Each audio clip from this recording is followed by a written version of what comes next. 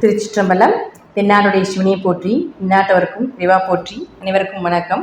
நாம் இன்னைக்கு பார்க்கக்கூடிய பதிவு என்னன்னு பார்த்துட்டிங்கன்னா, மீன ராசிக்கு உண்டான செப்டம்பர் மாத பலன்களை பற்றி தான் பார்க்க போகிறோம்.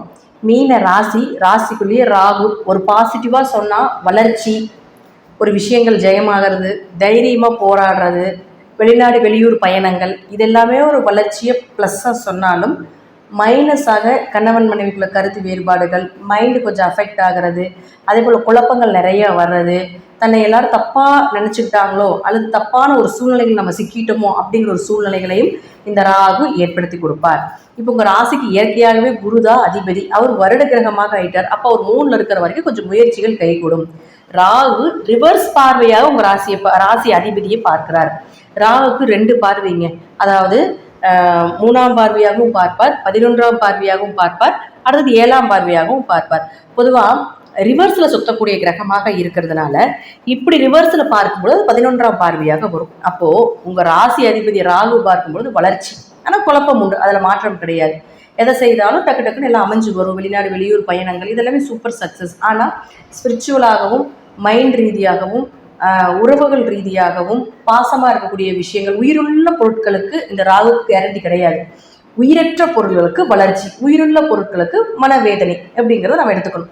அடுத்தது பாருங்க, உங்களுக்கு 2 மற்றும் 9ஆம் அதிபதினு சொல்லக்கூடிய செவ்வாய் 4ஆம் வீட்டில் இருக்கார். 2 கூடையவர் 4ல் இருந்தால் வீடு மனை சொத்து சுகங்கள் வண்டி வாகன யோகங்கள் இதெல்லாமே ஏற்படுத்துறது. அதற்குண்டான வழிவகைகள் எல்லாமே இந்த செவ்வாய் ஏற்படுத்தி கொடுப்பார்.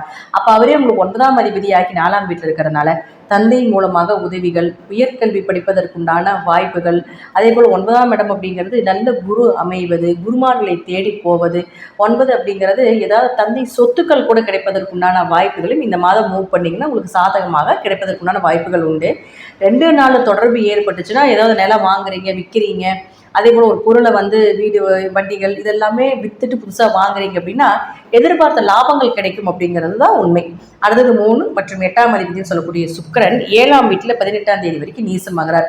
3ஆம் அதிபதி நீசமான கொஞ்சம் தைரியம் குறைவாயிடும், கொஞ்சம் கூட பிறந்தவங்களோட சண்டை சச்சரவு பிரச்சனைகள் ஏற்படும், காரியங்கள் கொஞ்சம் லேட்டாக நடக்கும் அல்லது நடக்காமல் கூட போகலாம். ஏன்னா நீசம்னா வலு இல்லைன்னு தான் அர்த்தம், நடக்காதுன்னு தான் அர்த்தம்.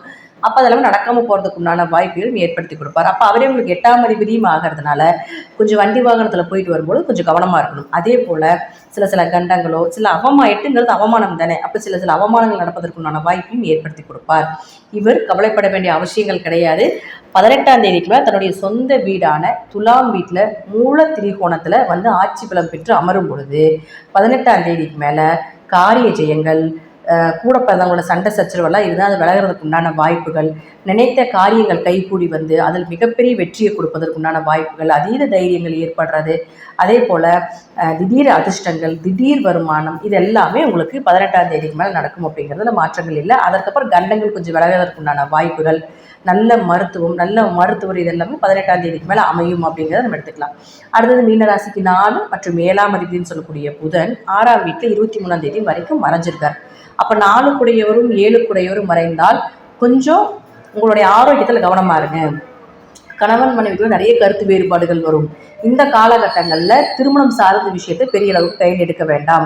அப்படி எடுத்துட்டிங்கன்னா எதிர்பாராத திருமண வாழ்க்கை அப்படிங்கிறது ஏற்படுத்தி கொடுப்பார். அல்லது நீங்கள் எப்படி நினச்சிட்டு இருக்கிறீங்களோ அதை போல் அமையாது அப்படிங்கிறதையும் நம்ம எடுத்துக்கணும். அதனால இந்த புதன் அப்படின்னு சொல்லக்கூடிய 23ஆம் தேதிக்கு மேலே வரும் பொழுது நிச்சயமாக எதிர்பார்த்த வரன் அப்படிங்கிறது வருவதற்குண்டான வாய்ப்புகளும். கேதுவோடு இருக்கிறதுனால தடை தாமதத்தை கொடுத்தாலும் புதன் அங்கே ஆட்சி உச்சம் பெறும் பொழுது ஏதோ ஓரளவுக்கு நாம எதிர்பார்த்த வரனை எதிர்பார்க்கலாம் அப்படிங்கிறதை நம்ம எடுத்துக்கலாம். அடுத்தது சூரியன் 6ஆம் அதிபதி 16ஆம் தேதி வரைக்கும் 6 கூடையர் 6ல் இருக்கும் பொழுது எதிரிகளை ஜெயிக்கக்கூடிய அமைப்பு உண்டு. எப்பேற்பட்ட எதிரியாக இருந்தாலும் ஜெயித்து வரக்கூடிய ஒரு அமைப்பு உண்டு. கடன் சார்ந்த விஷயங்கள், நோய் சார்ந்த விஷயங்கள், இதில் எல்லாமே உங்களுக்கு சக்ஸஸ், நல்ல மருத்துவம், இதெல்லாமே இந்த சூரியன் இங்கே இருக்கிற வரைக்கும் நடக்கும். அடுத்தது சூரியன் பாருங்கள் 16ஆம் தேதிக்கு மேலே உங்களுக்கு கேதுவோட சேரும் பொழுது கணவன் மனைவிக்குள்ள கொஞ்சம் கருத்து வேறுபாடுகள், அல்லது கணவருக்கோ மனைவிக்கோ ஏதாவது ஒரு மருத்துவ செலவுகள் செய்யக்கூடிய ஒரு அமைப்பு, அல்லது தந்தைக்கு ஏதாவது செய்யக்கூடிய ஒரு அமைப்பையும் நிச்சயமாக ஏற்படுத்தி கொடுப்பார். இந்த மாதம் பார்த்துட்டிங்கன்னா மீன ராசிக்காரர்களுக்கு ஓரளவுக்கு நன்மையை செய்யக்கூடிய ஒரு மாதமாக தான் இருக்கும் அப்படிங்கிறதே மாற்றமே கிடையாது. இதெல்லாமே உங்கள் ஜாதகத்தில் தசாபுத்திப்படி நான் சொல்லக்கூடிய கருத்துக்கள் சிறிது மாறுபடலாம். நன்றி. மீண்டும் ஒரு நல்ல பதிவில் சந்திக்கலாம். திருச்சிற்றம்பலம், தில்லையம்பலம், ஸ்ரீ நரசிம்ம திருடிகளே சரணம்.